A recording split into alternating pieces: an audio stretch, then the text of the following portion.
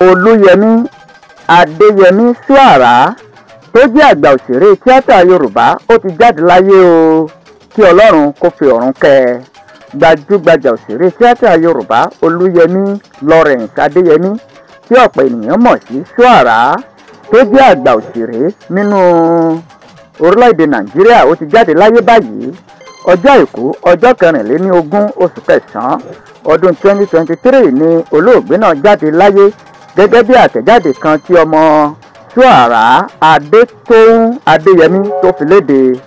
Àtẹ̀jáde náà ní pẹ̀lú ìbànújẹ́ ọkàn àti ìbọ̀wọ̀ fún Ọlọ́run ni a fi ń kéde ikú bàbá wa, ọkọ wa, bàbá, ẹ̀gbọ́n àti ìbátan wa Olúyẹmí Lawrence Adéyẹmí Ṣúàrà tó jáde láyé tó pòórá mọ́ ayé lójú bí atẹ́gùn kù gbèrè.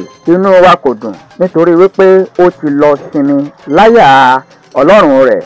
À ń rọ àwọn ará ìlú kí wọ́n fún wa ní àyè láti ṣọ̀fọ̀ rẹ̀. A máa kéde bí ètò ìsìnkú náà yóò ṣe lọ láìpẹ́. Ọ̀pọ̀ àwọn olólùfẹ́ Ṣúàrà àti olólùfẹ́ òṣèré tíátà náà ló ti bẹ̀rẹ̀ sí ní ṣe ìdárò lẹ́yìn olóògbé ọ̀hún. Nígbà tó ń dárò rẹ̀ lójú òpó Instagram rẹ̀, ọmọ rẹ̀ Adétóun Adéyẹmí ó ní òun kò lè gbàgbé ipa ribiribi tí bàbá òun kó nínú ayé òun. Ṣé báwo la ṣe gbàgbé ajá tó mú yányán tó fi eyín pa odidi ẹfọ̀n nínú igbó? Báwo la ṣe gbàgbé àgùntàn tó bímọ 6 papọ̀ lẹ́ẹ̀kan ṣoṣo?